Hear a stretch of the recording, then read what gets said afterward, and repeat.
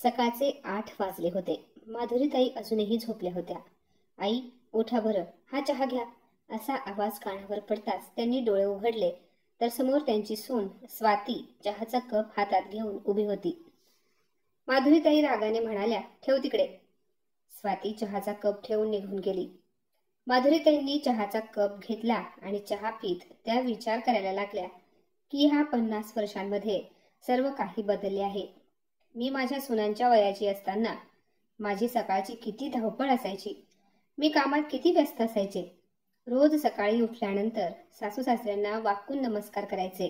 पण आजकालच्या सुनांकडे तर वेळच नसतो. सासू सासऱ्यांच्या पाया पडल्यानंतरच माझा दिवस सुरू व्हायचा.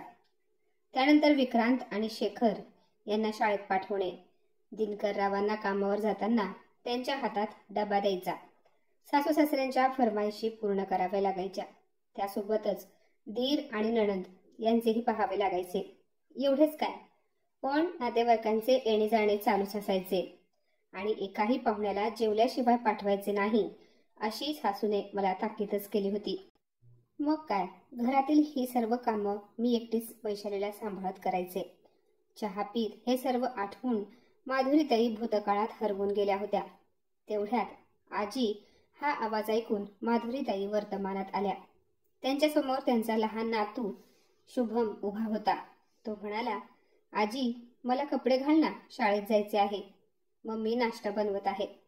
तेव्हा माधुरीताई म्हणाल्या, जा तू तुझ्या छोट्या मम्मीकडून कपडे घालून घे. तो बबड्या आवाजात म्हणाला, ती भांडी घासत आहे ग आजी. तेव्हा माधुरीताई अंथरुणातून उठल्या आणि शुभमच्या हाताला धरून स्वयंपाक खोलीमध्ये घेऊन गेल्या आणि म्हणाल्या, सुनबाई, हे काय आहे? आता तू शुभमला कपडे सुद्धा घालू शकत नाहीस का?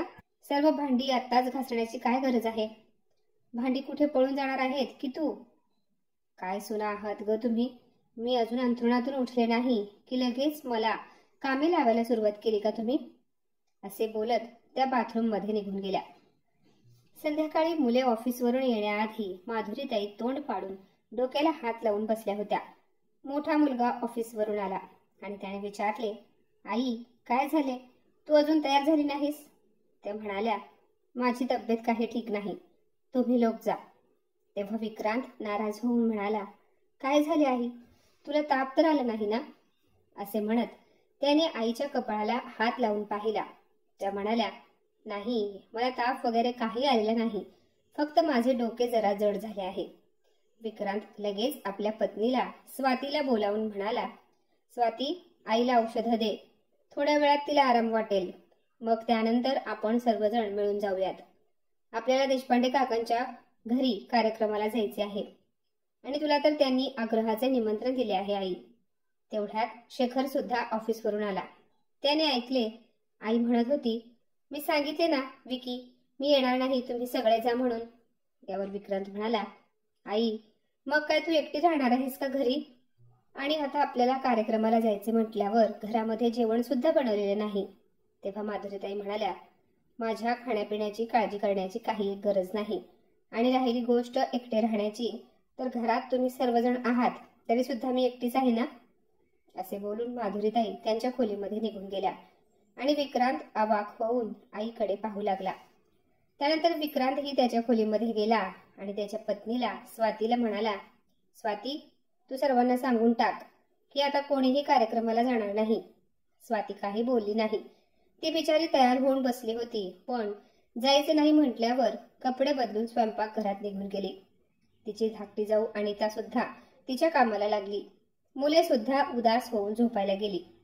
पूर्ण घरभर शांतता पसरली. शेखरला त्याच्या पत्नीने सांगितले की विक्रांत भाऊजी आई येत नाही म्हटल्यानंतर देशपांडे काकांच्या कार्यक्रमाला जायला नको म्हणत आहेत. हे ऐकून शेखर म्हणाला, ठीक आहे, मी माझ्या मित्राकडे जाऊन येतो. असे बोलून तो बाहेर निघून गेला. घरात शांतता पसरली होती. स्वाती आणि अनिताने मिळून स्वयंपाक बनवला, पण तरीही माधुरीताई जेवल्या नाहीत, म्हणून कोणीही जेवले नाही. आता घरातील सर्वजण झोपले होते, पण विक्रांतला मात्र झोप येत नव्हती. आज तो खूप उदास वाटत होता. यामुळे नाही की आज तो कार्यक्रमाला गेला नाही म्हणून, पण तो आईमुळे दुःखी होता. त्याच्या बाजूला स्वाती झोपली होती. तो तिला हळू आवाजात म्हणाला, स्वाती, झोपलीस का? ती म्हणाली, काय झाले? तुम्हाला काही हवे आहे का? विचारे स्वाती.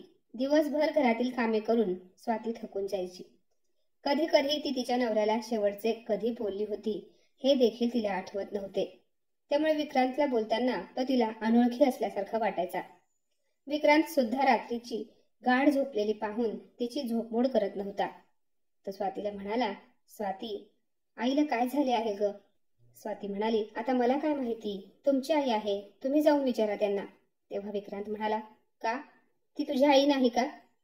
स्वाती हसली आणि म्हणाली, जर तुमच्या आईने मला कधी मुलगी समजली नाही, मग ती माझी आई कशी होऊ शकेल?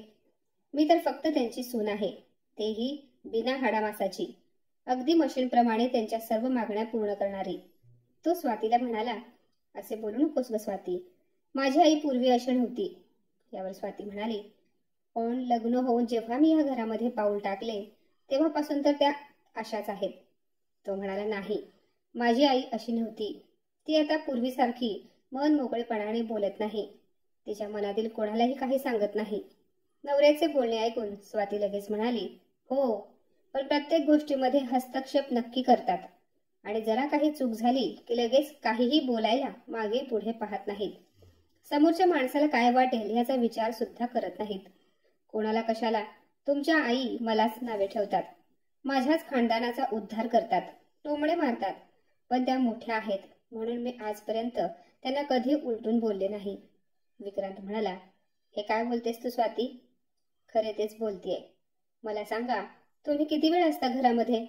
दिवसभर तर मी सर्व सहन करते, पण आजपर्यंत तुम्हाला किंवा आईनाही काही बोलले नाही. आम्ही दोघी सुना एवढ्या चांगल्या वागून सुद्धा त्या उगाचच काहीही कारण नसताना तुम्ही यायच्या वेळी तोंड फुगवून बसलेले असतात. स्वाती हे सर्व रागाने बोलत होती. तेव्हा विक्रांत म्हणाला, बस कर आता, आई ह्या घरामध्ये सर्वात मोठी आहे. जर ती आपल्या चुकांवर बोट दाखवते तर याचे वाईट कशाला वाटून घ्यायचे? स्वाती म्हणाली, ठीक आहे, तुम्ही आजपर्यंत मला जे काही बोलते त्यावर विश्वास ठेवला आहे का? जाऊ देत, मला आता झोपू द्या. माझी सकाळ रोज पहाटेच्या अंधारामध्येच होते. तुमचे काय, तुम्ही 8 वाजेपर्यंत आरामामध्ये झोपता. असे बोलत स्वाती विक्रांतकडे पाठ करून झोपली. पण तरीही विक्रांतच्या डोळ्यांमध्ये झोप नव्हती. त्याच्या डोळ्यांसमोर लहानपणापासून आतापर्यंतच्या सर्व आठवणी येत होत्या आणि तो त्यामध्ये हरवून गेला. विक्रांत जेव्हा 10 वर्षांचा होता तेव्हा त्याच्या बाबांचा मृत्यू झाला होता. 3 भाऊ बहिणींमध्ये विक्रांत सर्वात मोठा होता. त्यानंतर सर्वात धाकटी वैशाली होती. बाबा गेले तेव्हा ती 1 वर्षाची होती. नवऱ्याच्या मृत्यूनंतर माधुरीताईंना खूप मोठा धक्का बसला, पण आपल्या मुलांसमोर त्यांनी ते दुःख कधी दाखवले नाही, बाहेर येऊ दिले नाही. माधुरीताई समोर पूर्ण आयुष्य पडले होते. आपल्या संघर्षाच्या दिवसांमध्ये पहाड बनून माधुरीताईंनी आपल्या आयुष्याच्या गाडीला ओढले. त्यांच्या पतीची जी काही साठवलेली जमापुंजी होती ती त्यांनी आपल्या मुलांच्या शिक्षणामध्ये खर्च केली आणि त्यांना असे लायक बनवले की ते आपल्या स्वतःच्या पायांवर उभे राहू शकतील. आईने केलेला संघर्ष विक्रांतने जवळून पाहिला होता, त्यामुळे लहानपणापासून तो खूप समजूतदार होता. परिस्थितीने त्याला त्याच्या घराच्या जबाबदाऱ्यांमध्ये गुंडाळून ठेवले होते. त्याची आई त्याचा आदर्श होती. माधुरीताईंची 3ही मुले महत्वाकांक्षी होती. ज्या दिवशी विक्रांत इंजिनियर झाला तेव्हा माधुरीताईंना वाटले की त्यांचे आयुष्य सफल झाले. कित्येक वर्षांपासून हृदयामध्ये दाबून ठेवलेले दुःख आज बाहेर पडले होते. तेव्हा बंद खोलीमध्ये नवऱ्याच्या फोटोसमोर माधुरीताई जोरजोरात रडल्या. त्या म्हणाल्या, आता तरी तुम्हाला माझ्याबद्दल काही तक्रार नाही ना? मी आई आणि वडील या दोघांचे प्रेम देऊन माझे कर्तव्य पूर्ण केले आहे. 3 वर्षानंतर शेखरला सुद्धा एका फर्ममध्ये नोकरी लागली. त्यानंतर 2ही मुलांचे लग्न माधुरीताईंनी धूमधडाक्यात केले. त्यांची मोठी सून स्वाती जेव्हा सासरी आली तेव्हा तिचे शिक्षण चालू होते, पण सासरी येताच घराची मोठी सून म्हणून माधुरीताईंनी स्वातीला घराच्या जबाबदारीत बांधून टाकले. त्यानंतर 1च वर्षात ती आई सुद्धा झाली. आपल्या शिक्षणाला तिलांजली देऊन ती हळूहळू घर गृहस्थीमध्ये बुडून गेली. पण धाकट्या सुनेने अनिताने लग्नानंतर सुद्धा आपले शिक्षण सुरू ठेवले आणि शेखरच्या मदतीने तिला त्याच्याच कंपनीमध्ये नोकरी मिळाली. लहानपणापासून विक्रांत आणि शेखर यांच्या स्वभावामध्ये खूप फरक होता. विक्रांतच्या आयुष्यामध्ये त्याच्यासाठी त्याची आईच सर्व काही होती. आईच्या प्रत्येक बोलण्यावर तो डोळे झाकून विश्वास ठेवत होता. तो त्याच्या आईच्या मनाविरुद्ध कोणतेही काम करत नव्हता. त्यासाठी त्याने त्याच्या इच्छांना आकांक्षांना महत्त्व दिले नाही. लग्नानंतर सुद्धा त्याच्यामध्ये काही बदल झाला नाही. त्याच्यासाठी सर्वात आधी त्याची आई होती आणि त्यानंतर पत्नी. शेखर सुद्धा आईवर खूप प्रेम करत होता, पण तो आईचा अंधभक्त नव्हता. आईच्या चुकीच्या गोष्टींचे तो समर्थन कधीच करत नव्हता. त्याच्यासाठी चूक ते चूक आणि बरोबर ते बरोबर असे होते, मग ती गोष्ट कोणीही का केली असे ना. त्याच्यासाठी आईचे स्थान वेगळे होते आणि बायकोचे स्थान वेगळे. आई आणि भावांमध्ये वाढलेली वैशाली घराच्या सुखदुःखांपासून वेगळी होती. विक्रांतला नोकरी लागल्यानंतर त्याने बहिणीला कधीही काही कमी पडू दिले नाही. आज वैशालीचे लग्न एका चांगल्या कुटुंबामध्ये झाले आहे आणि ती आनंदी आहे. माधुरीताईंना एकूण 4 नातवंडे आहेत. त्यामध्ये 2 मुले विक्रांत आणि 2 मुले शेखरची आहेत.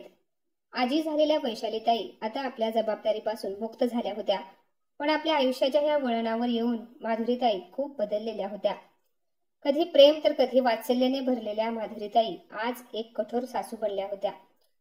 सुनांना मानसिक त्रास देत होत्या. त्यांच्या ह्या वागण्यामुळे त्या आपल्या सुनांपासून सुद्धा दिवसेंदिवस दूर होत होत्या. नेहमी सुनांकडून जास्त अपेक्षा ठेवणे, आपल्याच घरातील लोकांना परके समजणे, त्यामुळे सुना त्यांच्याशी कधीच मोकळेपणाने बोलल्या नाहीत. सुना सासूच्या स्वभावामुळे त्यांना जास्त बोलत नव्हत्या आणि त्यांना असे वाटायचे की त्यांचे आपले असे घरात कोणी नाही, त्या एकट्या आहेत. जेव्हापासून त्यांच्या मुलीचे लग्न झाले होते त्यांनी स्वयंपाक खोलीमध्ये ढुंकून देखील पाहिले नव्हते. कधी कधी त्या स्वयंपाक खोलीमध्ये जायच्या, तेही तिथे स्वच्छता आहे की नाही किंवा घरातील किराणा सामान किती संपले आहे हे पाहण्यासाठीच. पण तेव्हाही टोमणे मारून सुनांना हैराण करायच्या. विक्रांतने आपल्या आईला शपथ घातली होती की आई, आता सुना आल्या आहेत तर तुला आजपासून काम करण्याची काही एक गरज नाही.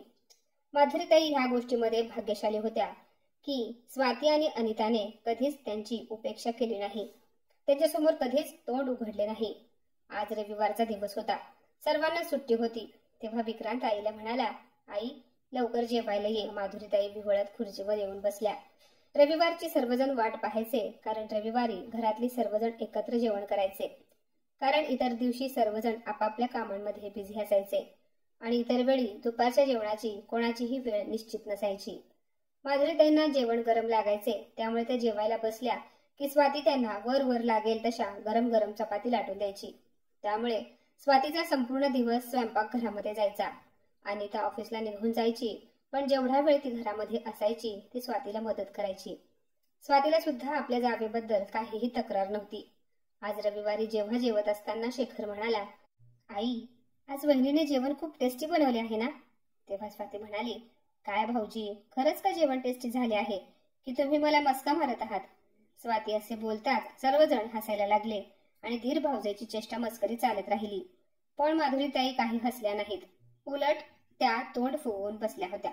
तेव्हा विक्रांत प्रेमाने आईला म्हणाला, आई काय झाले, तुझी तब्येत ठीक नाही का. तेव्हा माधुरीताई म्हणाल्या, तूच सांग आता काय खायचे मी. भाजीत तर एवढे मीठ जास्त झाले आहे की माझ्या घशाखाली ही भाजी उतरत नाही. यावर लगेच शेखर म्हणाला, मग आई तू दुसरी भाजी खा ना. तेव्हा लगेच माधुरीताई म्हणाल्या, हे बघ ह्या भाजीमध्ये मसाला किती कमी आहे. असे वाटते की ही भाजी एखाद्या पेशंटला खाण्यासाठी बनवली आहे. सासूचे बोलणे ऐकून स्वाती उदास झाली. खरे तर आज तिने खूप प्रेमाने सासूच्या आवडीची भाजी बनवली होती. शेखरने हे बरोबर ओळखले, पण तो काही बोलला नाही. तेव्हा विक्रांत म्हणाला, स्वाती जा बरं आणि आईला विचारून दुसरी कोणती एखादी तरी भाजी बनव. अगं असे कसे होईल, आपण सर्वजण जेवतोय आणि आई उपाशीच राहणार. तेव्हा स्वाती काही बोलली नाही. ती अर्धवट जेवण करून उठायला लागली आणि हे पाहून शेखरला राहावले नाही. तो नाराज होऊन म्हणाला, हे असे कसे रे दादा, वहिनी जेवत असताना तिला मध्येच आईसाठी भाजी बनवायला जा असे कसे म्हणतोस. वहिनी आता काही बनवू नकोस, एवढे जेवण आहे, आई पुलाव आणि कोशिंबीरही खाऊ शकते. असे बोलून शेखरने त्याच्या वहिनीचा हात पकडून तिला पुन्हा एकदा जेवायला बसवले. तेव्हा विक्रांत म्हणाला, अरे शेखर तू गप्प बस, जाऊ देत स्वातीला. शेखर म्हणाला, नाही दादा, वहिनी जाणार नाही. तेव्हा शेखर आईकडे बघून म्हणाला, काय गाई, आमच्या सर्वांच्या आनंदासाठी आज एक दिवस तू पुलाव कोशिंबीर खाऊ शकत नाहीस का. वहिनी नेहमीच तर तुझ्या आवडीचे जेवण बनवत असते. आज एक दिवस भाजी बनवताना काहीतरी कमी जास्त झाले म्हणून त्याचा एवढा इशू करण्याची काही गरज नाही. आणि आई तू कधीतरी वहिनीच्या भावनांची जरी कदर करत जा. मला एक विचारायचे आहे, स्वाती वहिनी नेहमी सर्वांच्या मागण्या पूर्ण करत असते, पण तिला काय हवे काय नको असे कधी कोणीतरी तिला विचारले आहे का? आता मला सुद्धा पनीरची भाजी आवडत नाही, तरी सुद्धा मी खातोयच ना. ते फक्त यासाठी की ह्या क्षणासाठी आपण आठवडाभर वाट पाहत असतो, कारण रविवारच्या दिवशीच आपण सर्वजण एकत्र बसून जेवण करतो. आजचे जेवण महत्त्वपूर्ण नाही, पण जेवणाच्या निमित्ताने आपण सर्वजण एकत्र बसून एकमेकांच्या खूप जवळ येतो. दादा, तू पाहिलेस ना, मी जरा बहिणीचे कौतुक केले तेव्हा बहिणीचा नाराज झालेला चेहरा किती खुलला होता. हे ऐकून विक्रांत रागाने म्हणाला, शेखर, तुला आईबद्दल काहीच कसे वाटत नाही? आधी आपल्यासाठी आपली आई महत्वाची. जर तीच उपाशी पोटी राहिली तर मग माझ्या तरी घशाखाली कसा घास उतरेल? माधुरीताई आतापर्यंत गप्प होत्या, पण हे सर्व ऐकून त्या म्हणाल्या, हे बघा, तुम्ही दोघे माझ्यामुळे अजिबात वाद घालत बसू नका. मीच तरी ह्या घरात वादाचे मूळ आहे, त्यामुळे आता मला ह्या घरात राहण्याची इच्छाच नाही आणि ह्यापेक्षा जास्त मी तुम्हा लोकांना काही बोलू शकत नाही. असे बोलून माधुरीताई जेवणाच्या ताटावरून उठल्या आणि आपल्या खोलीत निघून गेल्या. तेव्हा शेखरची बायको अनिता तिच्या नवऱ्याला म्हणाली, काय गरज होती राईचा पर्वत बनवण्याची? शेखर, हे सर्व तुमच्यामुळे झाले आहे. स्वातीताईंनी जर भाजी बनवली असती आणि आपण सर्वजण आणखी काही वेळ जेवायचे थांबलो असतो तर काय आभाळ कोसळले असते का?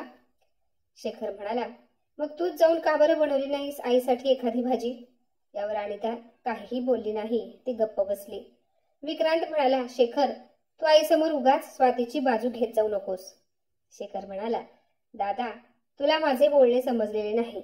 अरे, माझ्या बोलण्याचा हा हेतू नव्हता, पण मी नोटीस केले आहे, आई प्रत्येक वेळेस उगाच टेन्शन मध्ये असते. साध्या साध्या गोष्टींवर नाराज होते, चांगल्या गोष्टीत चुका काढते. अरे, ही आईची सवय होऊन राहिली आहे आणि मला हे अजिबात आवडत नाही. आणि मी म्हणालो खरा आणि त्याला, तू आईसाठी भाजी बनवायची होतीस, पण मला या गोष्टीचीही काही गॅरंटी नाही की आईला आणि त्याने ही बनवलेली भाजी आवडली असती म्हणून. दादा, माणसाचे मन जर चांगले नसेल तर त्याला काहीही चांगले वाटत नाही. शेखरने असे बोलताच विक्रांत रागाने म्हणाला, मला ठाऊक आहे तुला आई आवडत नाही. तू म्हणशील तर मी आईला दुसरीकडे कुठे घेऊन जाऊ का? मीही जातो आई बरोबर. शेखर म्हणाला, अरे दादा, हे काय बोलतोयस?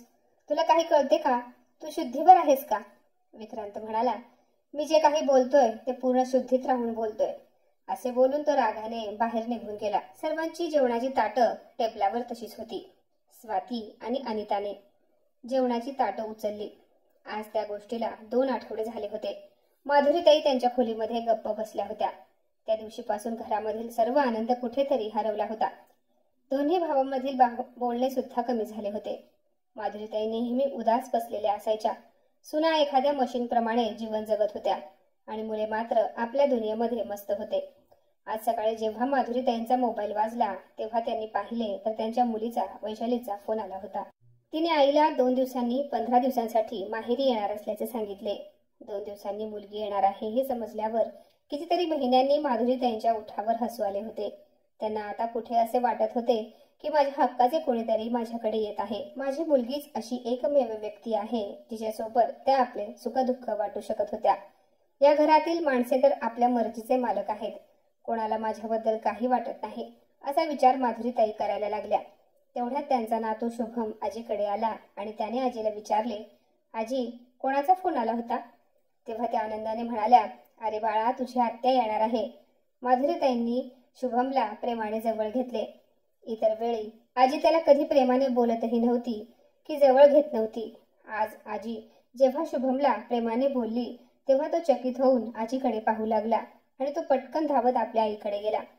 संध्याकाळपर्यंत सर्वांना ठाऊक झाले की वैशाली पुण्यावरून येत आहे.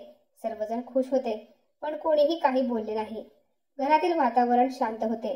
दोन्ही भाऊ हॉलमध्ये बसले होते. माधुरीताई सुद्धा तिथेच बसल्या होत्या.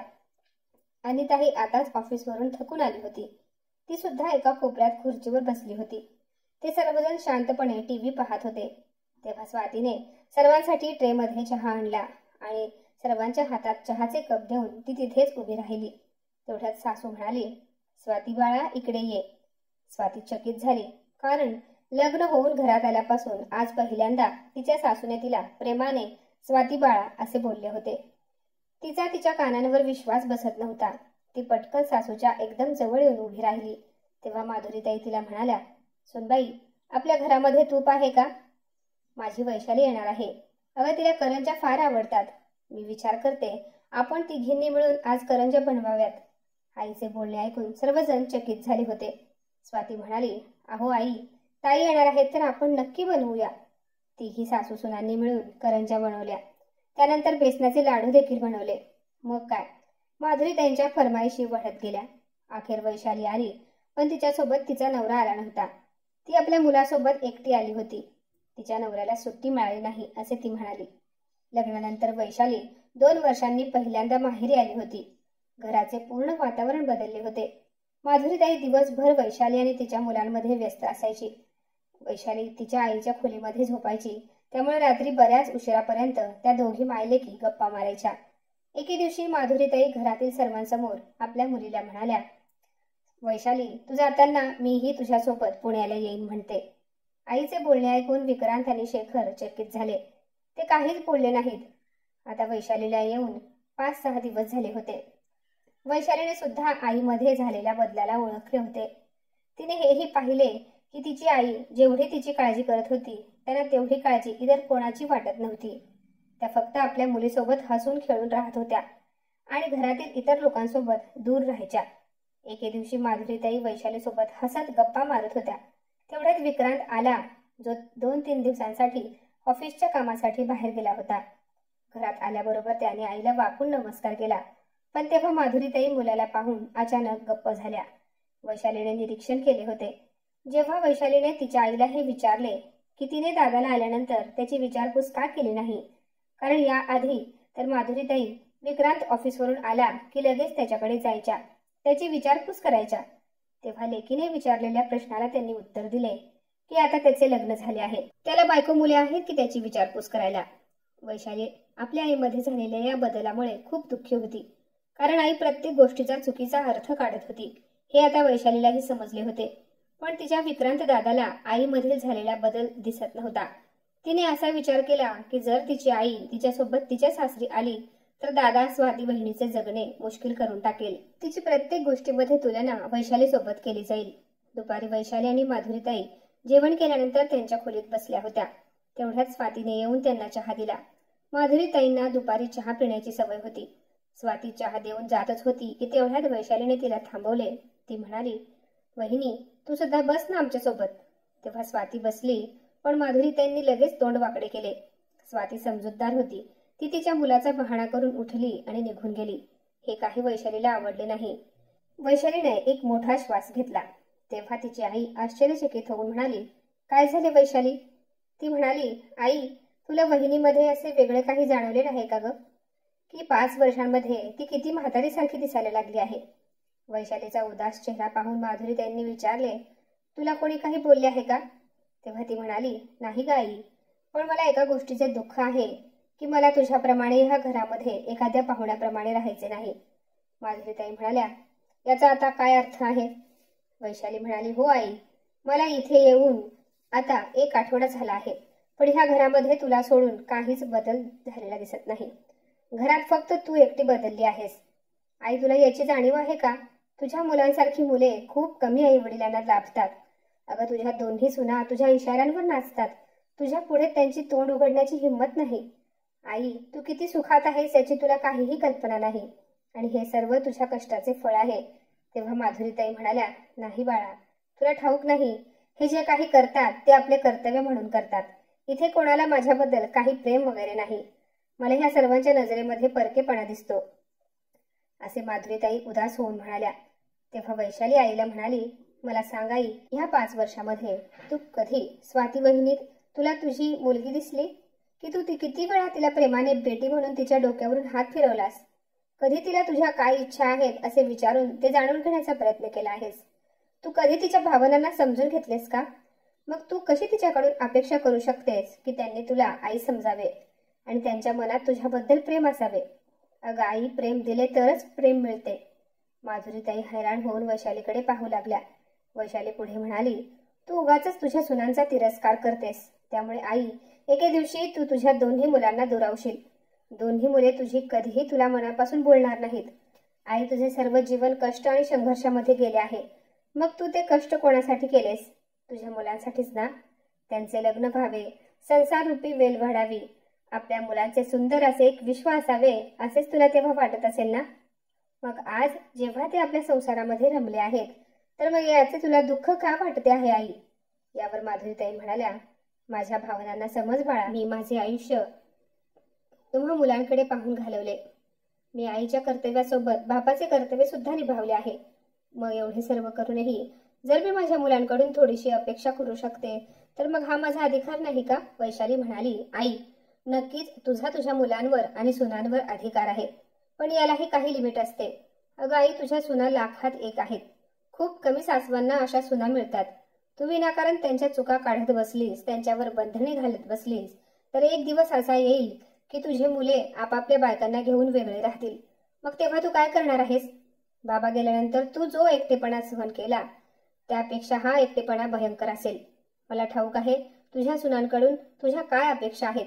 तुला असे वाटते की तू जसा सासुरवास सहन केला तसा वहिनींनीही करावा. नवऱ्यासोबत जेवायला बसू नये, नेहमी दोन्ही सुनांचा डोक्यावर पदर असावा, रोज सकाळी सुनांनी उठल्याबरोबर तुला वाकून नमस्कार करावा. आई, आता जमाना बदलला आहे. माधुरीताई आपल्या मुलीच्या चेहऱ्याकडे आश्चर्यचकित होऊन पाहत होत्या, कारण तिने त्यांच्या मनातील बरोबर ओळखले होते. वैशाली म्हणाली, आई मी बरोबर बोलतीये ना? ह्याच अपेक्षा आहेत ना तुझ्या? आई मला सांग, माझ्या सासूबाईंनी मला जर असा त्रास दिला तर तुला आवडेल का? तेव्हा माधुरीताई या गोष्टीवर रडायला लागल्या. पण आईचे अश्रू पाहून वैशाली रडली नाही. ती पुढे म्हणाली, आई जर तू तुझ्या सुनांना, ज्या तुझ्या प्रत्येक सुखदुःखाचा भाग आहेत, त्यांना जर तू आपली मुलगी मानू शकली नाहीस तर मग तुझ्या जावयाला तरी तू तुझा मुलगा कसा मानू शकतेस? अगं तो तर तुझ्या कधी नजरेसमोरही नसतो. आणि आई, मी तुला माझ्यासोबत पुण्याला येऊ नको असे म्हणत नाही. मलाही वाटते की माझ्या आईने माझ्याकडे येऊन राहावे, पण तू ह्या घरातील या माणसांना कंटाळून माझ्याकडे आलीस तर मला हे अजिबात चांगले वाटणार नाही. अगं ते माझे भाऊ आहेत आणि तुझ्यासोबत मला त्यांचीही सुखदुःखाची काळजी आहे. विक्रांत दादा तुला खूप मान देतो, त्याचा आत्मा तुझ्यामध्ये बसतो. दादा तुझ्यासाठी काहीही करेल, पण त्याच्या विरुद्ध शेखर दादा आहे. तो फक्त कोणा एकासाठी पूर्ण परिवाराला कधीच सोडून देणार नाही, मग त्या जागी तू असू देत किंवा अनिता बहिणी असू देत. आई, हे घर तुझे आहे आणि ह्या घरामध्ये जेवढी माणसे आहेत ती सर्व तुझीच आहेत. मग तूच आपल्या माणसांना स्वतःपासून दूर का केले आहेस?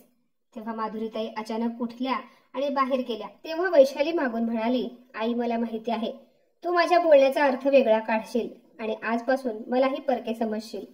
या गोष्टीला आज 3 दिवस झाले होते. दोघी मायलेकीच्या मध्ये याबद्दल पुन्हा काही बोलणे झाले नाही. माधुरीताई एकदम गप्प झाल्या होत्या. 2 दिवसांनी वैशाली तिच्या सासरी जाणार होती. नणंदेची जाण्याची तयारी चालू होती. तिला जाताना सोबत नेण्यासाठी वेगवेगळे पदार्थ बनवले जात होते, ज्याचा सुगंध घरभर पसरला होता. माधुरीताई आपल्या खोलीमध्ये विचार करत बसल्या होत्या. तेवढ्यात तिथे विक्रांत आला आणि म्हणाला, आई तू परवा पुण्याला जात आहेस, तिकडे खूप थंडी असेल. तुझ्यासाठी गरम कपडे आणले आहेत, बॅग मध्ये ठेव. माधुरीताई काहीच बोलल्या नाहीत. आई काहीही बोलली नाही म्हटल्यावर विक्रांत तिथून निघून गेला. पूर्ण दिवस कसा गेला समजलेच नाही. रात्री जेव्हा सर्वजण एकत्र जेवण करण्यासाठी बसले होते तेव्हा शेखर म्हणाला, आई तू तुझे सामान पॅक केलेस की सामान पॅक करायला मी मदत करू? तिकडे गेल्यानंतर तू तुझी काळजी घे, नाहीतर आजारी पडशील. आणि आता जा लवकर झोप, तुला सकाळी लवकर उठायचे आहे. आणि हो, आठवड्यातून 2दा फोन नक्की कर, नाहीतर आम्हाला काळजी वाटेल. पण तेवढ्यात माधुरीताई म्हणाल्या, मी कुठेही जाणार नाही. मी माझ्या मुले, सुना आणि नातवंडांना सोडून कधीच कुठेही जाणार नाही, असे बोलून त्यांनी सर्वांना चकित केले. वैशाली लगेच म्हणाली, मला ठाऊक होते आई तू असेच करणार, पुन्हा तेच, प्रत्येक गोष्टीचा उलटा अर्थ काढणार. त्या म्हणाल्या, बाळा असे काही नाही, तू बोललीस आणि मला माझी चूक समजली. वैशाली, माणूस जेव्हा झाडावर उलटा लटकवला जातो तेव्हा त्याला पूर्ण जग उलटे दिसते. बदल आपल्या आत होत असतो, पण आपल्याला आजूबाजूला असणारे लोक बदलल्यासारखे वाटतात. असेच काहीसे माझ्या बाबतीत झाले आहे. त्यांनी स्वाती आणि अनिताची माफी मागितली आणि म्हणाल्या, खरे तर मी नशीबवान आहे. आजच्या ह्या कलियुगात मला तुमच्यासारख्या समजूतदार सुना मिळाल्या आहेत. विक्रांत आणि शेखरला खूप आनंद झाला. दुसऱ्या दिवशी वैशाली तिच्या सासरी जायला निघाली तेव्हा माधुरीताई तिला म्हणाल्या, मला तर असे वाटते की हे पहिल्यांदाच घडत असेल की नेहमी आई मुलीला सासरी जाताना सासू सासऱ्यांशी कसे वागायचे हे शिकवते. पण आज मला माझ्या मुलीमुळे समजले की आईने सासू म्हणून आपल्या सुनांसोबत कसे वागावे. त्या पुढे म्हणाल्या, खरंच माझ्या इतकी नशीबवान कोणीच नाही ज्यांना माझ्या मुलांप्रमाणे समजूतदार मुले आणि सुना आहेत. तुम्हाला आजची कथा आवडली असेल तर व्हिडिओला लाईक करा, जास्तीत जास्त शेअर करा आणि चॅनलला सबस्क्राईब नक्की करा. व्हिडिओ पूर्ण पाहिल्याबद्दल धन्यवाद.